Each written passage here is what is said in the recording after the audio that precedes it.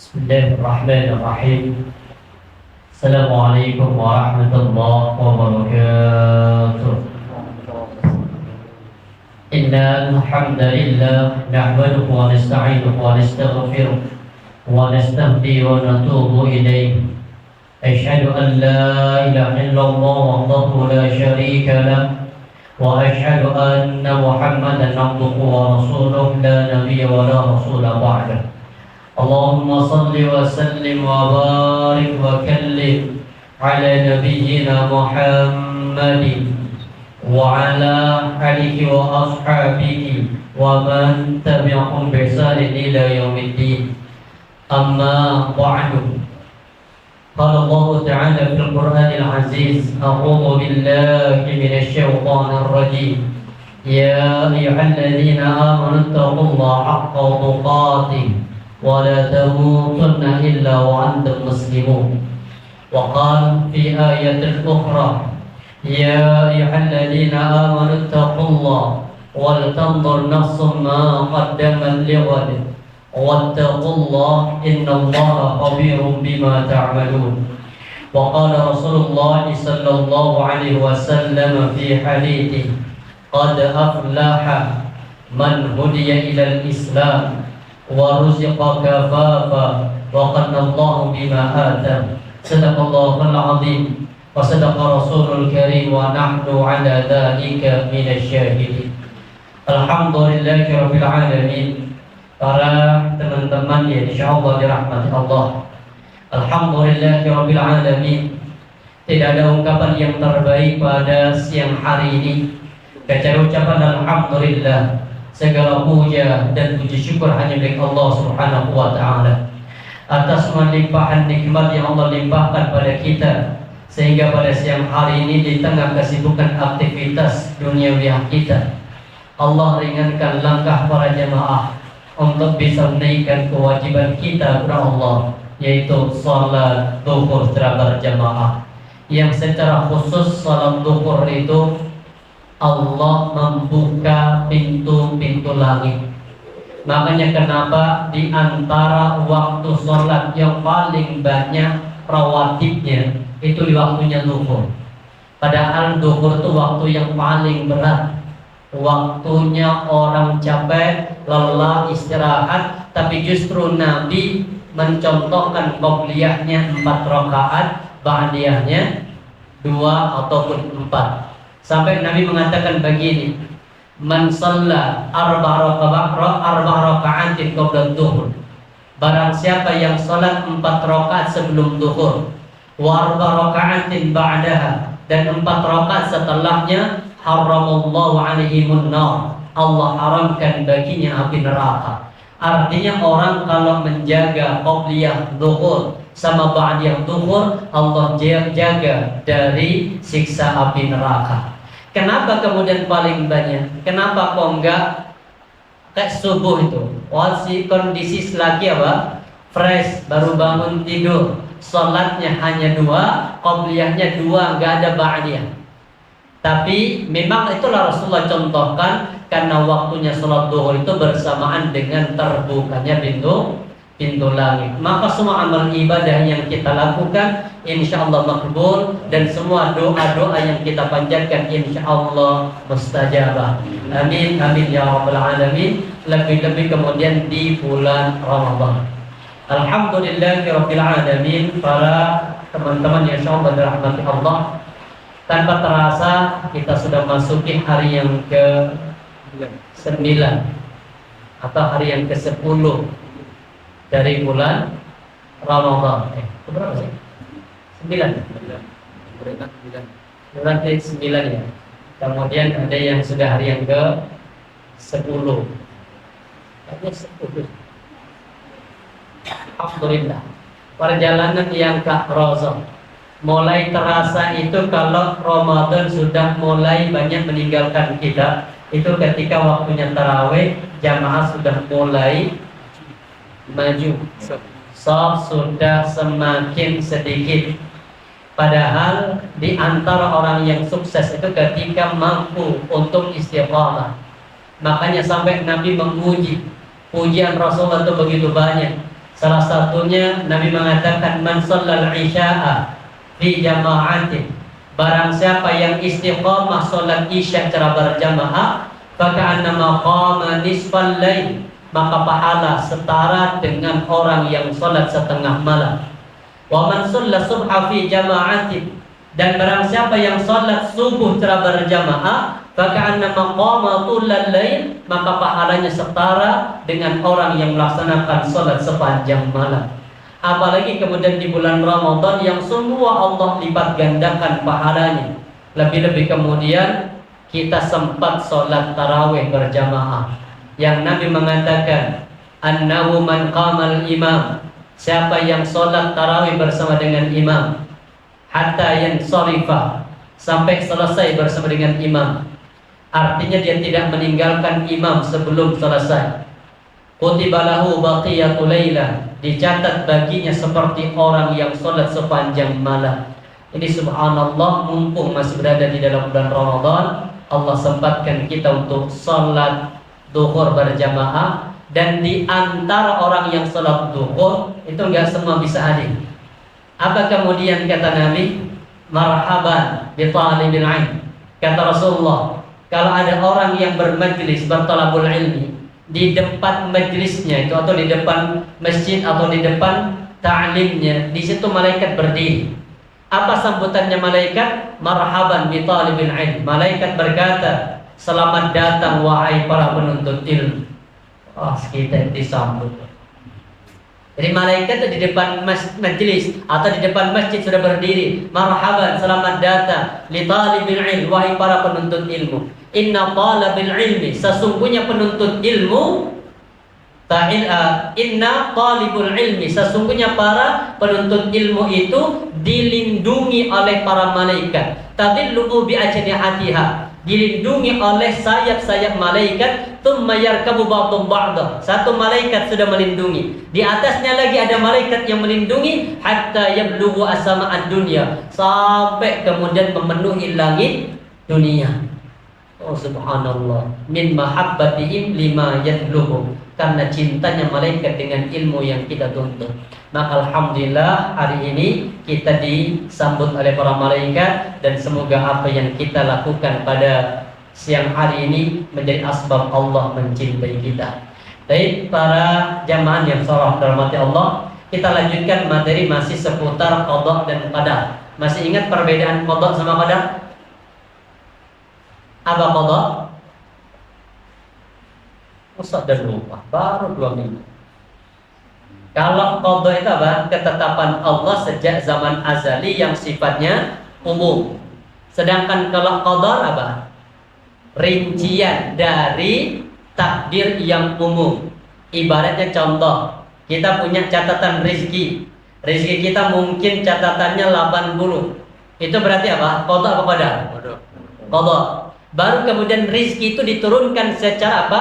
Perinci, tiap tahun itu berbeda-beda. Itu baru namanya qadar. Dan subhanallah, rincian itu dari semua takdir, dari semua qada secara syumul umum, itu diperlihatkan oleh Allah kepada malaikat itu di malam Lailatul Qadar.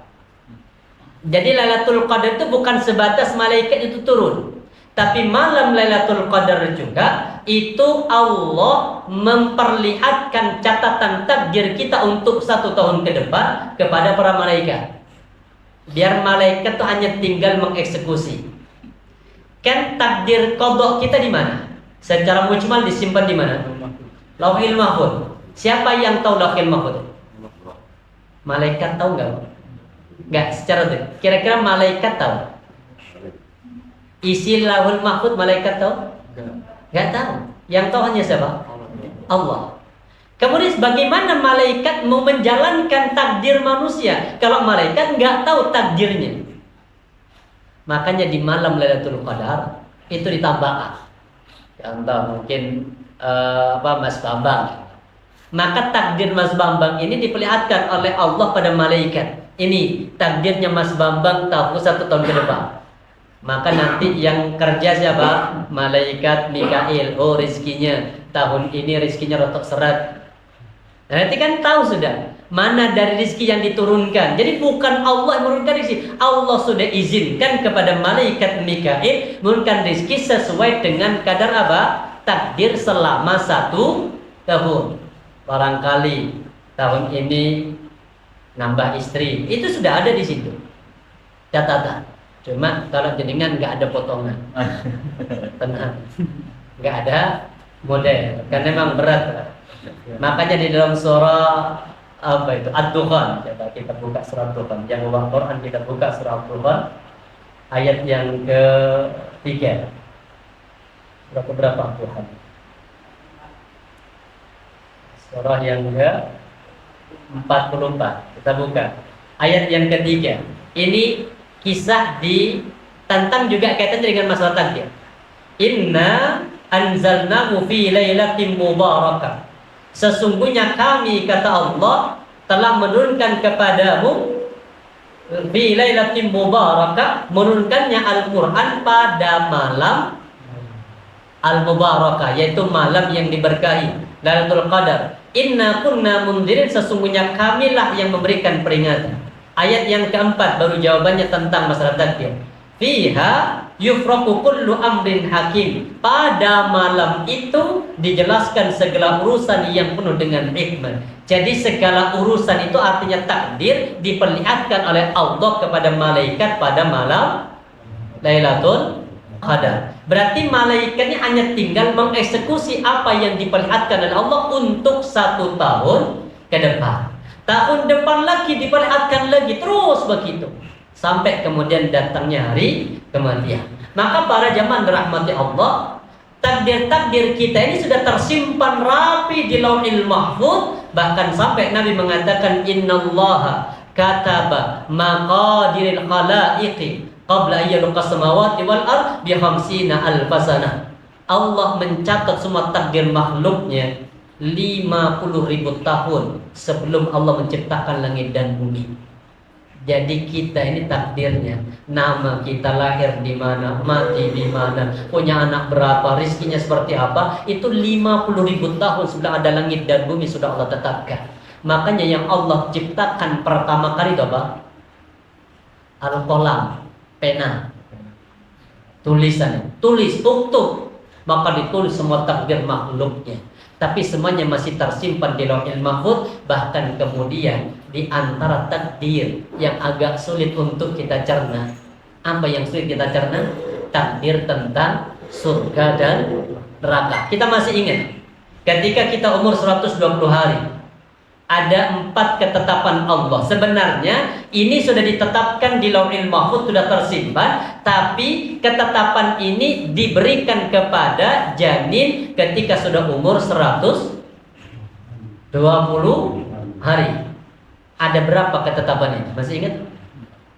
Bikat bi rizkihi. Pertama Allah berikan catatan rizki. Yang kedua wa ajalihi. Ajal ini gandeng 2 ini. Rizki sama ajal itu pasti gandengan. Maksudnya apa? Fa inna nafsan lan tamuta hatta tasdafir rizqa. Tidak mungkin ada satu orang pun yang akan mati kecuali jatah rizki sudah ada sempurna. Makanya kalau minta kepada Allah itu cocok terluake.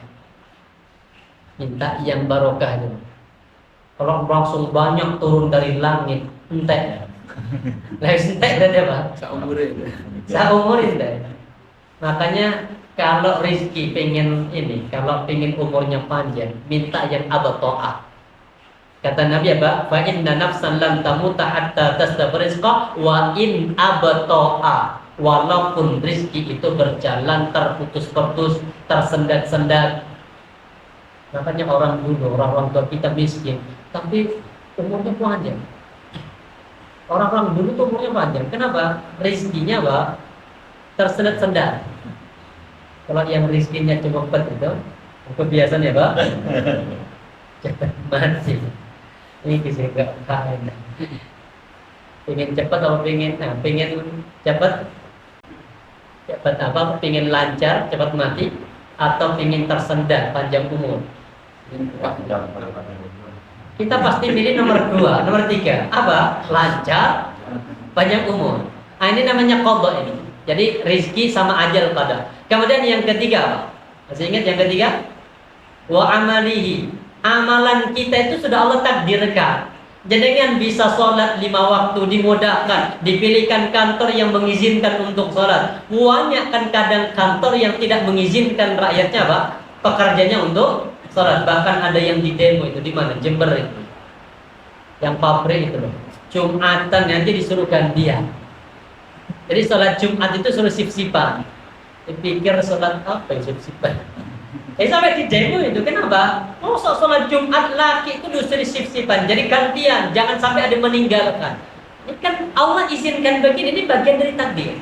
Kemudian yang paling berat dari 4 takdir apa? Saqiyun am sa'idun. Surga atau neraka. Jadi nama waiting list yang ke surga 50.000 tahun sebelum ada kita itu sudah ada. Bahkan nama waiting list yang ke neraka juga sudah ada. Kira-kira Bapak yang mana? Waiting list yang mana? Kalau sudah surga harus tenang. Wisnya habis.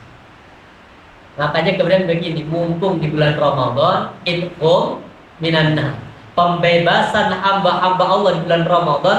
Jadi dengan mumpung Ramadan sampai 10 hari terakhir terutama, nanti perbanyak minta dibebaskan dari api neraka.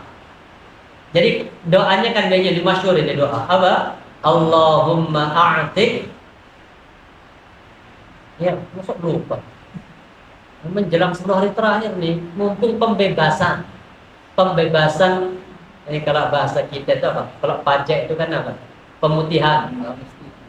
Mesti ada pemutihan pajak. Ya ini mumpung Ramadan itu pemutihan. Siapa tahu nama kita terkena dari bagian pemutihan. Apa kalimatnya? Allahumma a'tiq riqabana. Ya Allah, hapuskanlah nama-nama kami ya Allah. Wa riqaba abaina, nama bapak-bapak kami Allah. Wa ummahatina, nama-nama ibu-ibu kami Allah. Wa azwajina, istri-istri suami kami ya Allah. Wa dzurriyyatina, anak-anak kami Allah, minan nar, dari api neraka. Apa? Kalau enggak hafal pakai bahasa Indonesia gini, ya Allah, hapuskanlah nama kami ya Allah. Hapuskanlah nama bapak ibu kami ya Allah. Hapuskanlah nama saudara-saudara kami. Hapuskanlah nama anak-anak kami minan nar, dari api neraka. Maka kalau Allah ijabahi nama kita yang barangkali tercantum di mana? Di waiting list neraka, dihapus oleh Allah dan dipindahkan ke daftar untuk menjadi penghuni surga. Apakah kemudian takdir ini masih bisa dirubah? Takdir itu masih bisa dirubah. Walaupun contoh nama kita ditetapkan menjadi penghuni neraka, tapi kemudian kita istiqamah berdoa menjadi orang-orang yang saleh dalam perjalanannya, maka Allah akan merubah. Coba di dalam surah Ar-Ra'd, surah yang ke-13 dengan bukan. Surah 13 ayat yang ke-39. Ini bahwa apa? Takdir itu masih bisa dirubah. Kita lihat kalimatnya. Surah Ar-Ra'd. Allah gambarkan apa? Yamhullahu ma yasha. Allah menghapus apa-apa yang Allah kehendaki. Kata menghapus di sini ditafsirkan dalam setiap hari ada 360 kali Allah mengecek catatan takdir Lauhul Mahfuz itu. Maka bisa jadi yang takdirnya, yang awalnya Allah takdirkan satu keburukan, Allah ganti kemudian menjadi satu kebaikan. Contoh, kenapa Nabi Yunus yang lari itu dari kaumnya? Nabi Yunus ya. Kenapa Yunus lari dari kaum? Kenapa? Putus asa. Habis putus asa terus kemana? Nabi Yunus kemana? Nah, jadi ini kisahnya Nabi Yunus itu, ini biar paham. Masuk Nabi frustasi, bukan frustasi. Nabi ini apa? Gak sabaran ya. Nah, Nabi Yunus itu sudah dakwah begitu dahsyat dakwahnya, kemudian kaumnya gak ada yang noleh, gak ada yang menarik sama sekali. Setelah itu kemudian sudah Nabi Nuh, Nabi Yunus sudah mengatakan ini, mulai hari ini aku akan pergi dari kampung ini dan aku akan pindah ke tempat yang jauh dan aku berdoa semoga Allah menurunkan azab kepadamu. Akhirnya Nabi Ayub pindah, ibaratnya kalau mungkin di Malang dia ke Batu. pindah, tapi tetap masih bisa mengawasi. Nabi Yunus doa, ya Allah, kaumku ya Allah sudah menolak ajaranmu ya Allah, tolong binasakan ya Allah. Ternyata ketika Nabi Yunus keluar, kaumnya akhirnya takut. Ketika takut, akhirnya Nabi Yunus pergi, kaumnya berubah menjadi ahli ibadah, doa, ibadah. Nabi Yunus kok gak mudun-mudun atau begini. Padahal sudah didoakan. Kenapa kok nggak turun-turun adab? Ini ternyata adab itu takdir, bisa jadi takdir buruk. Berkat sebuah doa yang kita lakukan, maka Allah akan berubah takdir buruk menjadi satu kebaikan. Makanya Nabi sampai berkata begini. Ini pentingnya doa. Jadi tidak ada doa yang sia-sia. Apa kata Rasulullah? Ma min muslimin yad'u bi da'watin laisa fi ismun wala qati'atur rahim illa ata'allahu idza min talatin. Kata Nabi, kalau ada seorang muslim yang dia berdoa kepada Allah, dalam doa itu tidak ada unsur dosa, juga tidak ada unsur pemutus silaturahim, maka Allah akan berikan salah satu di antara tiga. Apa? Yang pertama, imma an tu'ajjila lahu da'watan. Bisa jadi Allah menyegerakan menerima taubat. Allah bisa jadi menyegerakan menerima doa-doanya. Makanya kadang doa dengan Allah ijabahi. Ini yang pertama. Kalau tidak, wa imma ayyadahu fil akhirah. Yang kedua, kalau tidak Allah ijabahi di dunia, Allah akan kabulkan itu nanti di akhirat. Seperti doa apa yang dikabulkan di akhirat? Apa doanya jenengan untuk akhirat? Doanya jenengan, ya Allah, saya ingin punya istri dua, ya Allah. Itu ditahan. Kenapa? Kalau nanti dikasih istri dua, hidupnya mungkin sulit, suami istri kemudian bisa jadi tengkar, maka wis tak tahan itu, tak kasih nanti di surga. Makanya disiapkan bidadari. Itu disimpan di surga. Atau yang ketiga, kalau tidak diterima di dunia, yang kedua tidak diterima di akhirat. Ini yang ketiga, wa imma ayyaddahu. Yang ketiga, wa imma ayyusrifalahu an umitlahu as-sumitlahu. Maka bisa jadi doamu Allah akan ganti takdir burukmu, Allah akan ganti dengan takdir baik. Berarti yang bisa merubah takdir Allah doa. La yutul qada illa doa. Tidak ada yang bisa merubah takdir kecuali doa. Makanya tadi kalimatnya apa di surah Ar-Ra'd? Yamhullah, Allah menghapus apa yang Allah kehendaki. Wa yuthbitu, dan Allah menetapkan apa yang kehendaki. Wa 'inda umul kitab, dan hanya di sisi Allah catatan Lauhil Mahfuz. Jadi dari sini dapat dipahami bahwa takdir qada itu secara mujmal, menyeluruh, sedangkan takdir setelah terperinci. Dan rincian 1 tahun ke depan diperlihatkan oleh Allah pada malaikat di malam Lailatul Qadar. Makanya perbanyak doa tadi, Allahumma a'tik. Alhamdulillah. Yang penting paham. Kalau Umar gini doanya. Jadi contoh jadi kan. Umar itu indah banget doanya. Inspirasinya tadi surah Ar-Ra'd ayat 39. Apa kata Umar? Ini Umar bin Khattab. Karena beliau itu dulu benci banget sama Nabi. Beliau itu masih ada khawatir kalau nanti mati masih dalam kondisi kafir. Apa doa beliau? Ya Allah, ini lagi tawaf. Maka nanti jenengan pas lagi tawaf itu, setelah membaca doa tawaf, manfaatkan doanya Umar bin Khattab. Apa kata beliau? Ya Allah, kalau engkau takdirkan aku ya Allah sebagai penghuni nerakamu, maka hapuskanlah ya Allah sebagaimana engkau menghapus apa yang engkau kehendaki, dan tetapkanlah ya Allah untuk menjadi penghuni surgamu sebagaimana engkau menetapkan apa yang engkau kehendaki, dan hanya di sisimu ya Allah semua catatan Lauhil Mahfuz. Punya gambaran? Itulah doanya. Ya Allah, hapuskanlah nama kami, ibu kami, bapak kami dari api neraka, dan tetapkan kami menjadi penghuni surga. Kemudian pada prinsipnya untuk bisa memahami takdir itu ada 4. Bagaimana memahami takdir? Yang pertama, kita bisa memahami takdir dengan al-ilmu, yaitu ilmu. Contoh gini.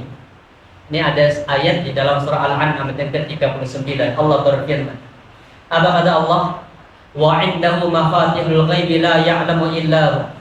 Dan di sisi Allah lah kunci-kunci semua perkara yang gaib. Jadi kita ini nggak tahu perkara yang gaib. Jangankan kita, Nabi Muhammad saja itu nggak tahu sesuatu yang akan terjadi di masa yang akan datang, kecuali atas izin Allah. Cuma kalau Nabi cerita tentang masa depan itu berarti bagian dari apa? Wahyu. Tapi pernah Nabi nggak tahu yang akan terjadi terhadap apa umatnya. Peristiwa apa? Yang sampai terjadi pembantaian. Masih ingat? Makanya Nabi kemudian doa kunut. Masih ingat ya? Ada dua penduduk atau dua suku yang datang menemui Rasulullah dan berkata begini, ya Rasulullah, kampung kami ya Rasul, penduduk kami ya Rasulullah, alhamdulillah semuanya sudah masuk Islam. Kami minta ya Rasulullah utus dari sahabat-sahabatmu yang hafid Quran untuk mengajarkan kami Al-Quran. Nabi senang dapat kabar masuk Islam. Nabi nggak berpikir panjang, kirim 70 hafid Quran. Ternyata setelah sampai di lokasi bukan menerima mengajarkan Al-Quran, tapi justru 70-nya itu dibantah. Rasulullah marah dengan peristiwa itu. Maka Nabi kemudian berdoa dalam setiap sholatnya. Yang Nabi berdoa dengan kalimat apa? Allahumma al'in, ya Allah, laknatlah ya Allah, ala Riklin wa Dakwan, terhadap dua suku namanya Riklin sama Dakwan. Terus Nabi berdoa itu. Maka kemudian doa Nabi dipendik oleh Allah. Justru Allah menurunkan surah Ali Imran 128. Apa kata Allah? Laisa laka minal amri syai'un. Wahai Nabi Muhammad, engkau tidak punya hak apa-apa terhadap orang lain, syai'un sedikit pun. Allah katakan apa? Laisa laka minal amri syai'un aw yatuba 'alaihim aw yu'adzibahum. Apakah orang yang kau doakan binasa itu bisa jadi Allah akan menerima taubat mereka, aw yu'adzibahum, atau Allah akan mengadab mereka? Itu haknya siapa? Allah. Berarti yang tahu perkara yang gaib siapa? Allah. Nabi Muhammad enggak tahu, tapi pernah dibukain kepada Nabi Muhammad hal-hal yang gaib. Satu contoh, apa yang Nabi Muhammad itu dibukakan oleh Allah peristiwanya. Nabi Muhammad itu kondisi tidur. Rasulullah tegas mengatakan, ini hadis dari At-Tirmidzi. Apa kata Nabi? Atani Rabbi fi asani suratin. Datang kepadaku, kata Rasulullah, Allah dalam bentuk yang terbaik. Jadi Nabi itu bermimpi kedatangan Allah. Kemudian apa dalam mimpinya itu dipanggil Nabi Muhammad, ya Muhammad, labbaika rabbi wa sa'dik. Ketika dipanggil dalam mimpi itu, Nabi mengatakan, aku penuhi panggilanmu ya Rabb dengan senang hati. Sudah. Habis itu ditanya, ya Muhammad, ma yahtasibul malal a'la. Tahu enggak wahai Nabi Muhammad, apa yang dibicarakan malaikat di langit yang tertinggi? Ternyata malaikat di langit itu ngobrol, ngomongin apa? Lah versi jaringan ngomongin apa malaikat? Lah ngomong THR masih lama belum. Ternyata Nabi Muhammad ketika ditanya apa kata Rasulullah, la adri, saya nggak tahu. Lah kenapa nggak tahu? Ya karena manusia. Artinya jangankan malaikat di langit, tetangga ngomongin kita saja kita nggak tahu. Baru kemudian apa? Fa wada'a yadahu baina katifayya hatta wajadtu barda baina tajayya. Kata Nabi, Allah kemudian meletakkan kedua tangannya di kedua pundakku.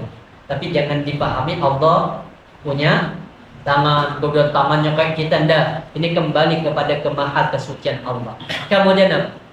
Ternyata setelah didekatkan tangannya Allah pada pundak Nabi Muhammad, fa'alimtu ma bainal masyriq wal maghrib. Kata Nabi, aku tahu semua rahasia yang di langit dan di bumi dan di timur dan di barat. Berarti kan Allah membukain apa? Rahasia.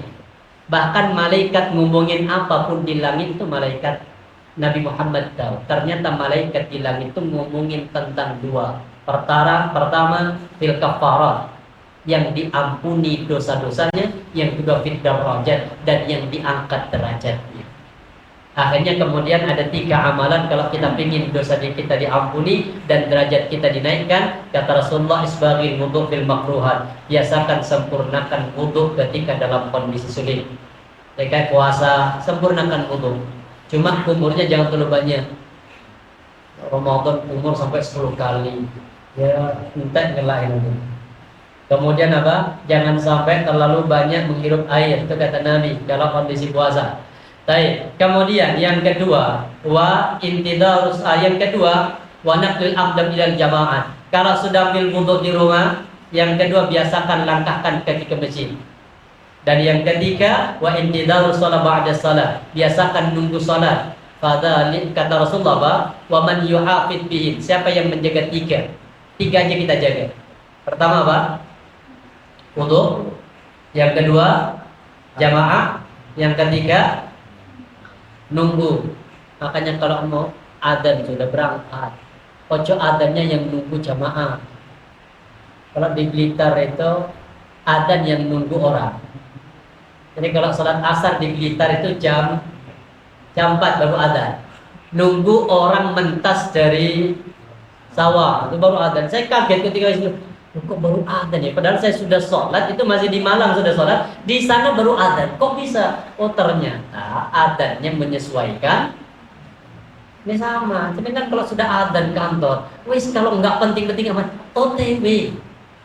Penuhi, kenapa? Intidharus sholat, tunggu sholat itu. Kenapa? Kata Nabi, siapa yang menjaga 3 perkara, ada 3 jaminannya. Pertama, asya bi khairin, hidupnya pasti baik. Yang kedua, wa mata bi khairin, matinya pasti husnul khatimah. Yang ketiga, wa kana minad dunub kayaumin walatut umum. Dia orang yang istiqomah 3 perkara ini tidak punya dosa seperti bayi yang baru dilahirkan. Jadi yang tahu rahasia itu hanya siapa? Allah. Bahkan wa ya'lamu ma fil barri wal bahr. Dialah Allah yang mengetahui apa yang di daratan di lautan. Wa ma tasqutu min waraqatin illa ya'lamuha. Tidak ada daun pun yang jatuh kecuali atas pengetahuan. Coba bayangkan di dunia ada berapa miliar daun yang jatuh per hari. Itu semuanya tidak akan terjatuh kecuali atas izin dan atas pengetahuan Allah.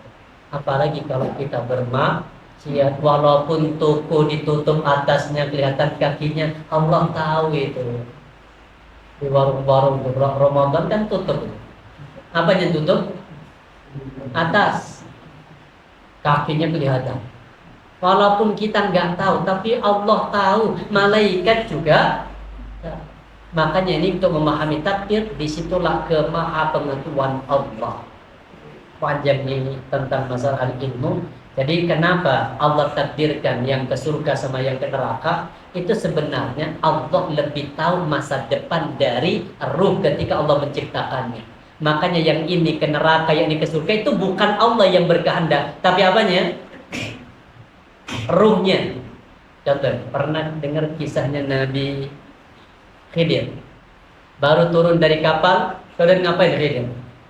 Kan di tengah perjalanan apa? Dibolongin kapalnya. Tapi kapalnya nggak tenggelam walaupun dibolong. Intinya dirusak. Kemudian turun dari kapal, jalan ketemu dengan anak kecil. Kenapa kok dibunuh? Apa alasannya? Masa depannya membahayakan orang tua. Orang tuanya dua-duanya soleh. Anaknya itu masa depan lek sampai tua, apa? Merusak kesolehan orang tua. Ya, jadi pertanyaan, dari mana Nabi Khidir tahu kalau masa depan anak ini ngerusak? Kan ada sampai ke nyesel aku melahirkanmu. Ya kalau tahu masa depan, dari mana Nabi Khidir? Allah sedikit buka rahasianya. Jadi roh itu Allah takdirkan sama. Pertama, sampai Nabi mengatakan apa? Semua orang itu diciptakan dalam kondisi fitrah. Baru kemudian syaitan yang mencondongkan dia kemudian tergelincir dari fitrah. Makanya mumpung ini masih di bulan Ramadan, semoga Allah rubah takdir-takdir negatif kita menjadi takdir yang baik.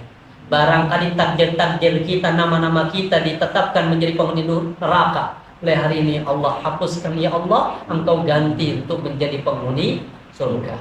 Semoga Allah berikan kita keistiqomahan. Selesai Ramadan kita menjadi pribadi-pribadi yang lebih baik, pribadi-pribadi yang lebih saleh, pribadi-pribadi yang lebih punya sifat sosial. Dan semoga kelak Allah kumpulkan kita bersama dengan orang-orang yang saleh yang kita cintai di dalam surga Allah Subhanahu wa taala. Subhanakallah bihamdika asyhadu an la ilaha illa anta astaghfiruka wa atubu ilaik.